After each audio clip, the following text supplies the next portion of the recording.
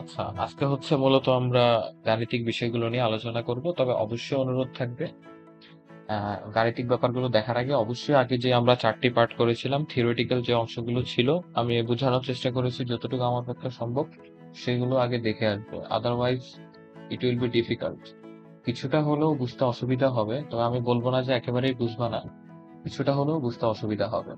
তার চেয়ে ভালো ১ ঘন্টার মতো লাগতে পারে হয়তো ৪ টা ভিডিও বুঝে আসার ট্রাই করবেন। ঠিক আছে? তার মধ্যে মেইনলি ৩ টা ভিডিও আছে আর একটা হচ্ছে আ কিছুটা আসলে পরামর্শমূলক। আচ্ছা, আমরা হচ্ছে যে ম্যাথমেটিক্যাল অংশে চলে আসি। আ তো শুরু আচ্ছা, তো বেসিক্যালি আমরা যদি দেখি যে আমরা আরেকবার যদি ব্যাপারটা একটু ক্লিয়ার করি তাহলে এই ৪ টি অংশে মূলত আমাদের সূত্র হচ্ছে ৬ টি। এর মধ্যে এই লব্ধি ফলের ক্ষেত্রে ২ টি পার্ট আছে আর এই টার্মগুলো আমরা জেনে রাখবো। ওকে? আমরা আ এখন হচ্ছে যে ১ম ম্যাথে যাই। আচ্ছা, আমাদের ১ম কোয়েশ্চেনটা আসলে কিসের উপরে? খুব মানে মনোযোগ সহকারে ব্যাপারগুলো বুঝার ট্রাই করো। কারণ সেম কোয়েশ্চেন আমরা কিছুক্ষণ পর আরেকটি দেখব। কিন্তু দুটির ক্ষেত্রে কিছুটা ভিন্নতা অবশ্যই আছে। আচ্ছা, আমাদের কোয়েশ্চেনটি বলতেছে যে ১০,০০০ কেজি জ্বালানি সহ ১০,০০০ কেজি জ্বালানি সহ। তার মানে আমাকে আ এখানে যে ভরটা দেওয়া আছে এটা কি আসলে? এটা কি রকেটের ভর ছিল? না, এই ভরটা হচ্ছে জ্বালানির ভর। প্রথমেই বলি ডাটা দেখার সাথে সাথে আমরা এরকম একটা বক্স করে নিব। তাহলে ম্যাথ আমাদের করতেই হবে। একটি রকেটের ভর অর্থাৎ এত কেজি জ্বালানি সহ একটি রকেটের ভর এত কেজি। তার মানে এইখানে যে ভরটা দেওয়া আছে এটা হচ্ছে আমার মেইনলি রকেট প্লাস জ্বালানির ভর। রকেট প্লাস জ্বালানি। এটাকে আমরা বলবো এম নট।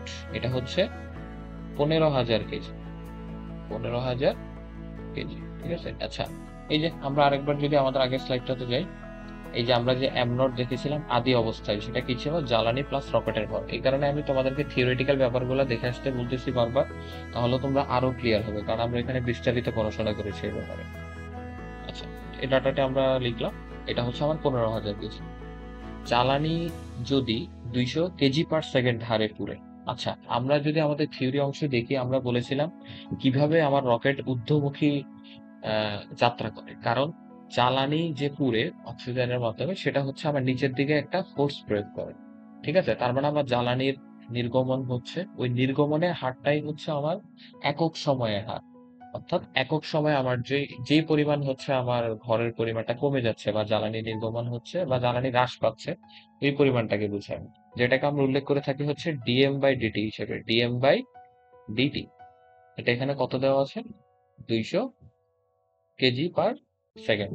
আবারও ক্লিয়ার করি, এই মানটা কিন্তু আস্তে আস্তে কমে যাওয়া। অর্থাৎ এখানে যে কেজি পার সেকেন্ড বলতে কি বোঝাচ্ছে আবার? KG per second. অর্থাৎ আমার যেই অ্যামাউন্ট, অর্থাৎ এখানে মূলত যেহেতু আমরা প্রতি সেকেন্ডে হিসাব করি জিনিসটাকে, 200 বাই হচ্ছে 1 সেকেন্ড। ঠিক আছে? আমাকে এটা বুঝা লাগবে জিনিসটা। অর্থাৎ নির্গমনের হারটাকে আমরা সবসময় একক হার হিসেবে চিন্তা করি। ক্লিয়ার? এবার হচ্ছে রকেটের সাপেক্ষে ২,০০০ মিটার পার সেকেন্ড বেগে নির্গত হয়। আমি আবারও সেই থিওরিটিক্যাল অংশে চলে যাচ্ছি। তোমরা একটু ভালোভাবে এগুলো দেখে আসবে যে রকেটের সাপেক্ষে নির্গত হয়। জ্বালানিটা আমার নির্গত হচ্ছে। ঠিক আছে? কার সাপেক্ষে? বেগটা দেওয়া আছে রকেটের সাপেক্ষে।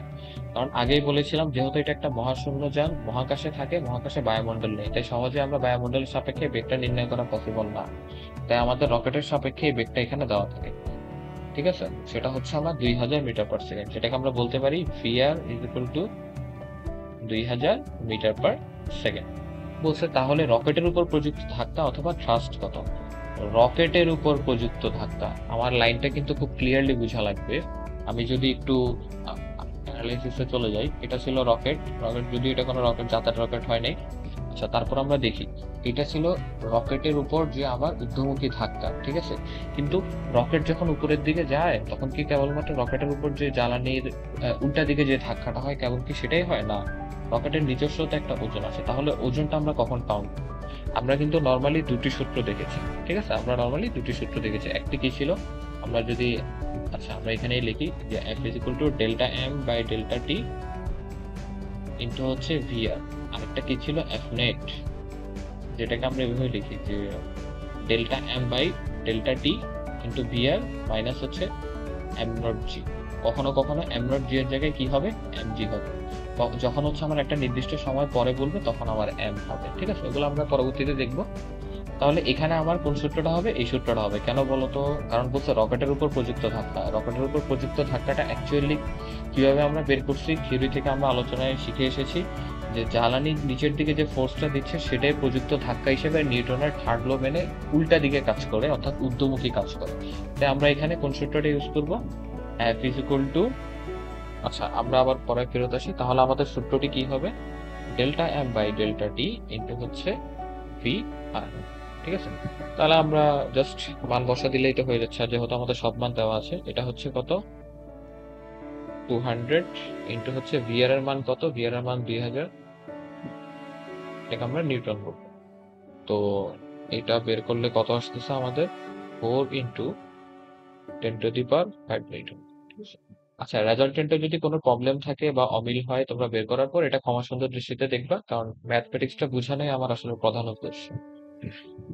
আচ্ছা, আমরা যদি পরের ম্যাথটিতে যাই, আবারও বলি, প্রথমে আমি একটু সতর্ক করেছিলাম আমি সেম টাইপের ম্যাথ দুইটা করাবো, কিন্তু দুইটি কোশ্চেনের মধ্যে কিছুটা আসলে ভিন্নতা আছে। আচ্ছা, পরের কোশ্চেনটি দেখি। আমরা যদি পরের কোশ্চেনটি দেখি, সেম দেখো যে 10,000 কেজি জ্বালানি সহ একটি রকেটের ভর। তার মানে এখানে যে ভরটা দেওয়া আছে এটা কি হচ্ছে আমার, মূলত এটা হচ্ছে আমার জ্বালানির ভর। এখানে যে ভরটা দেওয়া আছে রকেটের ভর, এটা হচ্ছে 15,000 কেজি। এটা হচ্ছে রকেট প্লাস জ্বালানি, ঠিক আছে? এটা কত, 15,000 কেজি। রকেটের জ্বালানি 200 কেজি পার সেকেন্ড হারে ঘুরে। আগের মতোই আমরা যদি আগের ম্যাথটি বুঝি, এখানে ডাটাগুলো বুঝতে অসুবিধা হওয়ার কথা না। 200 কেজি পার সেকেন্ড, ঠিক আছে? এবং গ্যাস 2000 মিটার পার সেকেন্ড বেগে নির্গত হয়। আগের মতোই এখানে কি গ্যাস নির্গত হয়। গ্যাস নির্গত বলতে কোনটি বুঝাচ্ছি আমরা, এই যে রকেটের যে জ্বালানি, উল্টা দিকে যে জ্বালানি গুলো থাকে এটাকে আমরা গ্যাস হিসেবে উল্লেখ করছি, যেটা হচ্ছে অক্সিজেন, ঠিক আছে? যেটা মূলত অক্সিজেন পুড়ে। আচ্ছা, তাহলে আমরা লিখি ভিআর ইজ ইকুয়াল টু হচ্ছে 2000 মিটার পার সেকেন্ড। রকেটের উপরের দিকে ধাক্কা কত বুঝতে হবে। কোশ্চেন দেখে মনে হচ্ছে ভাইয়া সেম কোশ্চেন দুইটা করাইলে এটা কোনো ম্যাথ হইলো? দেখো, এটাই হচ্ছে বিষয়। এখানে কোশ্চেনের মধ্যে বলেছে রকেটের উপর প্রযুক্ত ধাক্কা কত। রকেটের উপর প্রযুক্ত ধাক্কা কত তোমাকে বুঝতে হবে। রকেটের উপর প্রযুক্ত ধাক্কা আমরা কিভাবে বের করেছিলাম, আমরা যদি থিওরিটিক্যাল অ্যানালাইসিসটি দেখি, আমি উল্লেখ করে দিচ্ছি, আমরা যে প্রথম ভিডিও আমার যে পার্ট 1 ছিল, পার্ট 1 এটি ক্লিয়ারলি উল্লেখ করা আছে, রকেটের নিচের দিকে জ্বালানি কর্তৃক যে ধাক্কা, এটাই হচ্ছে উল্টা দিকে আমরা রকেটের ধাক্কা হিসেবে চিহ্নিত করি নিউটনের থার্ড ল অনুযায়ী। তাহলে এক্ষেত্রে আমার আর কোনো তার ওজন কাউন্ট করছি না। কিন্তু এই কোশ্চেনটিতে সবকিছু সেম হওয়া সত্ত্বেও একটু পরিবর্তন হবে, রকেটের উপরের দিকে ধাক্কা। উপরের দিকে ধাক্কা বলতে কি বোঝাচ্ছে বলতো? আমরা নর্মালি কি জানি, একটা কথা বলো, একটা বস্তু এখানে বসে আছে, ঠিক আছে? কথা বুঝিও, একটা বস্তু এখানে বসে আছে। ধরো যে সে উপরের দিকে তাকে ফোর্স ধরে টানা হচ্ছে, ঠিক আছে? ধরো 10 নিউটন, আর তার ওজন হচ্ছে ধরো 8 নিউটন। সে কি নিচের দিকে যাবে না ডানে যাবে না বামে যাবে? অবশ্যই কিন্তু সে উপরের দিকে যাবে।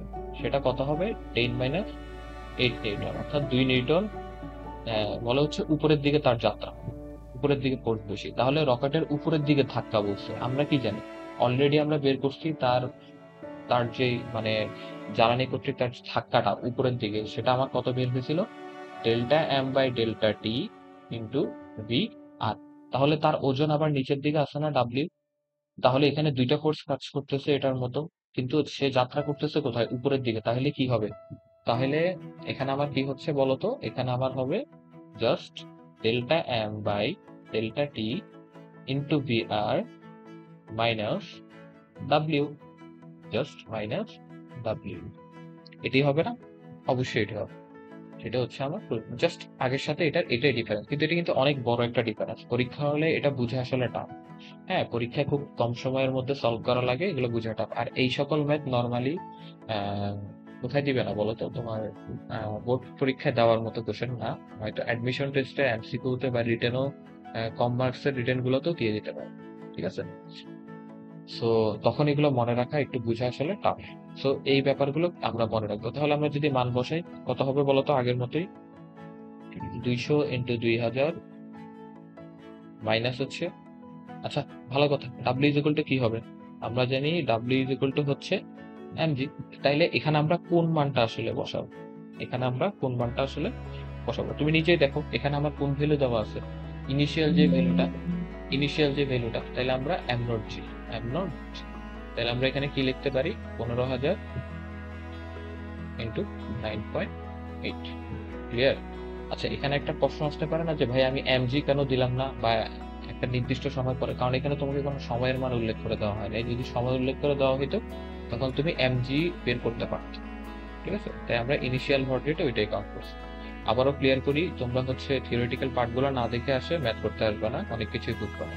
ঠিক আছে, তো এটা বের করলে আনসার আসবে হচ্ছে 2.53 ইন্টু 10⁵ নিউটন। ঠিক আছে, এটি ছিল আমাদের সেকেন্ড ম্যাথ। এখন আমরা থার্ডে চলে যাবো।